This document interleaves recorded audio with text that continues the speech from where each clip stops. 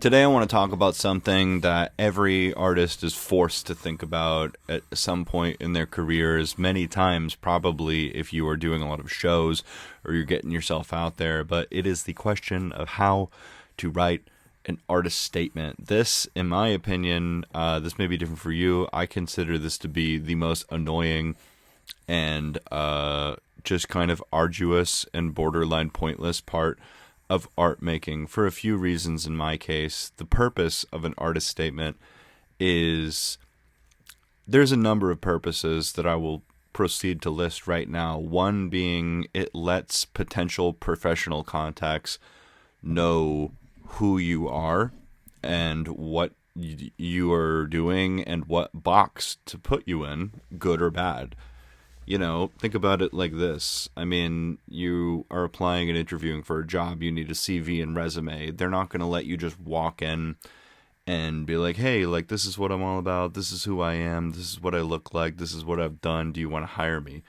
No, they're going through a massive pool of applicants. So they're running through your resume, your CV, blah, blah, blah, before they even bring you in for the interview.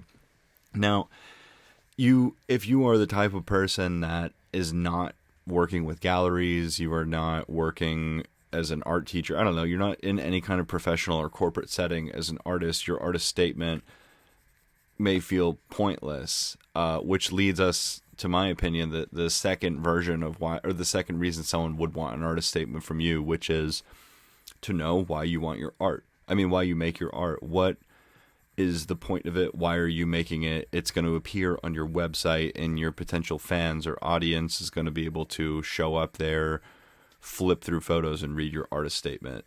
In my mind, I think it's basically just an antiquated way of branding and marketing your artwork. An artist statement is extremely helpful when you are making a publication. Perhaps you are writing a book. Perhaps you are, I don't know, you're just making a zine and distributing some cool ideas and whatnot about what it is you do. But in my opinion, what works 1,000 billion times better than an artist statement is hundreds and hundreds and potentially thousands of posts, videos, podcast interviews, Instagram, Facebook, whatever it is that you've been putting out for years or months at a time, or even just for a little while, depending on how long you've been doing this.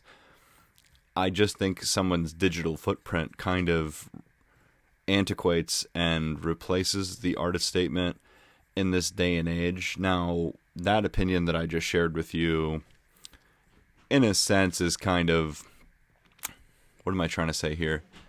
The fact that somebody's digital footprint and social media presence could cancel out and replace their artist statement is kind of an anti-professional thing to say. It will put you in the box of somebody potentially that is less professional than other people. This is my opinion. I feel like, compared to many people around me, I'm not exactly starving for recognition. I feel like, at least in my community and among people who know what I do, I feel as though I'm established and mildly respected. People take seriously what it is I do, and I'm very grateful for that. But if you are somebody who is just beginning, or you feel like you are in obscurity or nobody knows who you are, what you're doing, having real professional writing that is, edited and fine-tuned and appearing on a website is highly beneficial. So if you're kind of taking a cowboy, maybe punk, maybe kind of like, fuck it, I'm going to do whatever I want route with your art, which is what I did for many years, you could just say, fuck the artist statement, make a bunch of YouTube videos and content and interviews and whatever it is about your art, about your thoughts on art. And that will kind of become a surrogate, a much more interesting replacement for the artist resume, CV, artist statement that would appear on your website in a professional context. Now, if you want to do the best of both worlds, I suggest you do both.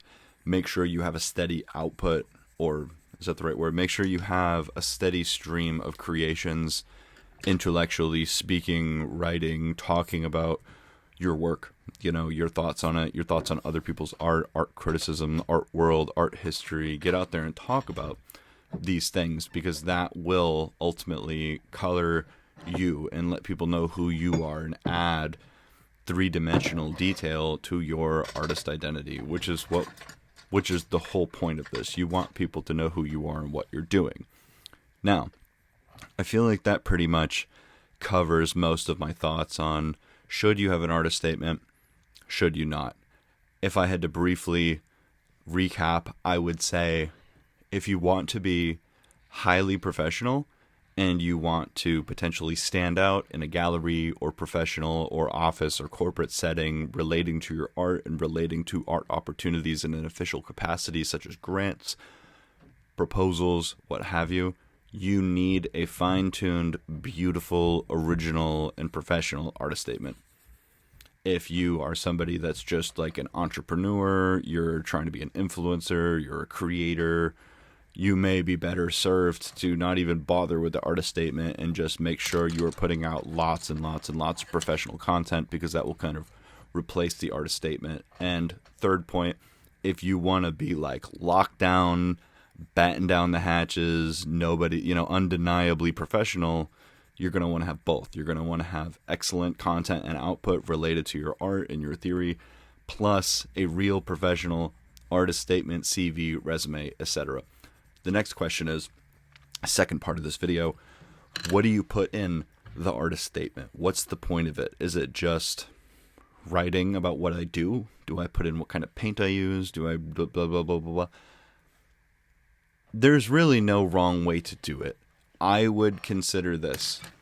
Don't try to write an artist statement unless this just comes easy to you. Like, unless you know exactly who you are and you're a great writer, just put whatever makes sense, whatever's intuitive. But if you're not so sure, I would suggest looking at an individual body of work, an individual chapter, an individual era of what it is you do. Like, let's say you did, for a couple years, you just made hundreds of abstract clay sculptures, just like abstract ceramics. Write an artist statement about those ceramics. And then maybe the next year you did art books and you made junk journals and you made videos on how to do junk journals and taught classes.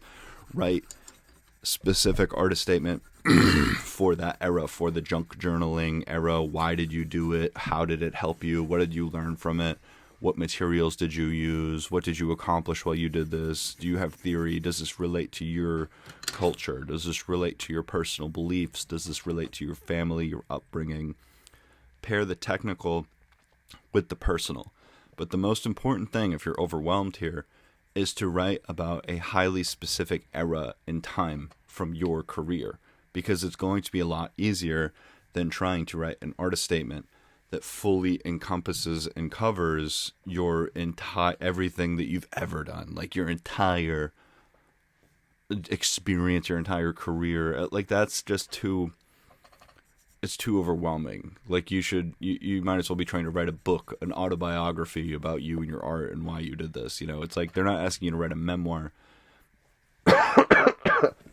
They're asking, excuse me, I'm a little bit under the weather. They're asking you to write an artist statement. So this is an important thing to consider, because a lot of people who are writing an artist statement, they're going to be like, all right, I need to write down the very moment that I first picked up a pencil and drew a happy face on the placemat at a diner when I was 4 years old, or the first time I ever used crayons way back at grandma's kitchen.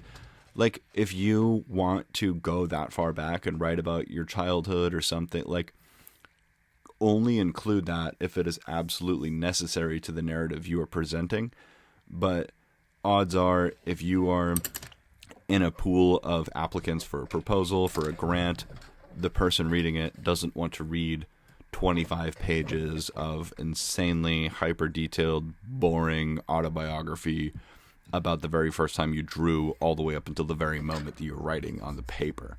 Do you see what I'm saying here? You want to keep it short, sweet, concise, and relevant to the situation that prompted the artist statement to be created. This kind of brings us to part 3 in this here. This is going to be a lot more work for you, but this is how I do it. This is how I believe everybody should do it. But you may want to develop one core, true, broad and general artist statement, one that is about you.